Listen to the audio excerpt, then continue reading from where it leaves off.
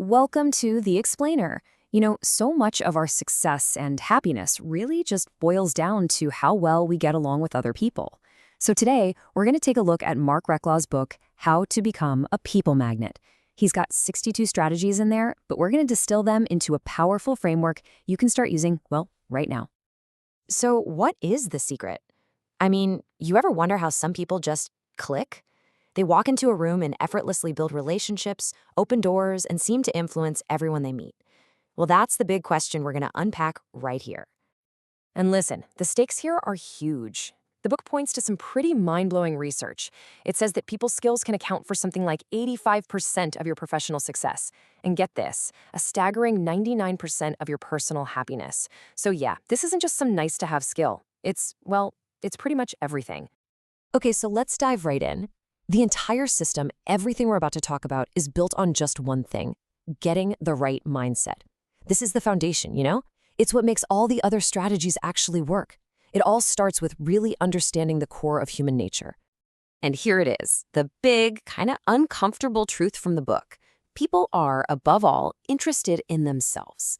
In pretty much every interaction, the other person is subconsciously thinking, what's in it for me? Now, that sounds a little cynical, I know, but it's not a judgment. It's just human nature. You do it, I do it, we all do. And accepting that, that's the real first step to connecting with anyone. So how do we deal with that? Well, check this out. It's a really simple but powerful way to visualize the solution.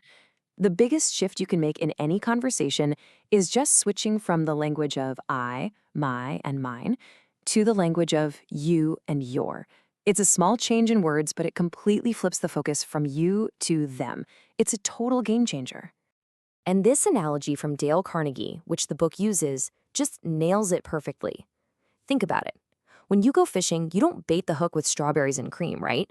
Even if that's your favorite food. No, you use worms. Why? Because fish want worms, not strawberries. It's the same with people. To connect with them, you have to talk about what they want, what they need, what they're interested in.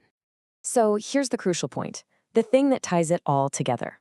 Deep down, every single person on this planet has a powerful, deep-seated desire to feel important.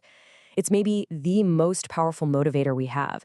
And if you can learn to satisfy that hunger in other people, to make them feel seen, heard, and valued, that's when you really become a people magnet. All right, so we've got the mindset down, but how do we actually put this into practice, right? Let's move from just thinking about it to actually doing it. This next part is all about taking that internal focus and turning it into action with some specific techniques. The book really breaks it down into 3 simple steps. Now, they might look basic, but trust me, getting these right can be totally transformative. Let's take a look at each one.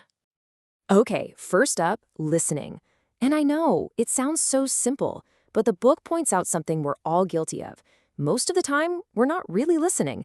We're just waiting for our turn to talk, figuring out what we're going to say next. Real listening, though, that's about quieting your own brain and giving someone your full attention. It's an incredible gift because you're letting them listen to their absolute favorite speaker in the world, themselves. And it's actually not that hard to do. It just takes a few simple questions. Ask about their family, their hobbies, their day. Even just a simple, "and then what happened?" can work wonders.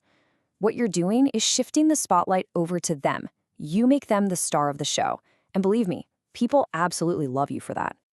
Okay, this last step is a bit more subtle, but man, is it powerful.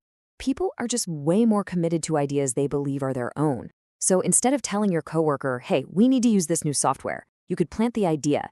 You could ask something like, what's the biggest thing that slows you down every day? By asking the right questions, you can guide them to your solution, but they feel like they came up with it. It's a huge difference. Okay, for our last section, let's talk about how to make all of this stick. How do we turn these skills into actual habits? Because it's really the small, consistent things you do every day that have the biggest impact on your relationships in the long run. And look, this isn't just some fluffy, feel-good advice. There's real data behind it. The book talks about studies showing that when managers just acknowledge and praise their team's work, productivity can jump by over 30%. That's a huge, measurable impact.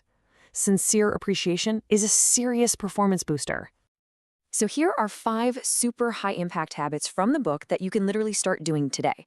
I mean, smiling sincerely, saying thank you and meaning it, they seem small, right? But their combined effect over time is massive. Think about admitting your mistakes. It shows you're human, it builds trust, way more than pretending you're perfect ever could. Each one of these builds up a ton of goodwill. And really, it all comes down to a simple choice you make in every single interaction. You can do the things that repel people, like criticizing, gossiping, or always looking for an argument. Or you can do the things that attract them. You can consciously choose to offer sincere praise, show genuine interest, and find common ground. It's a choice. So, to wrap this all up, what's the one big takeaway? The entire philosophy of becoming a people magnet really boils down to this. It's not about being fake, it's not about manipulation, it's about a genuine, authentic shift in your focus, away from yourself and onto making the other person feel seen, heard, and valued. And that really brings us to the final thought, something for you to take with you. This isn't just theory, right? It's a tool you can use. So as you go about the rest of your day to day, just ask yourself this one question. Of all the people you're going to see, whose day can you make just a little bit better?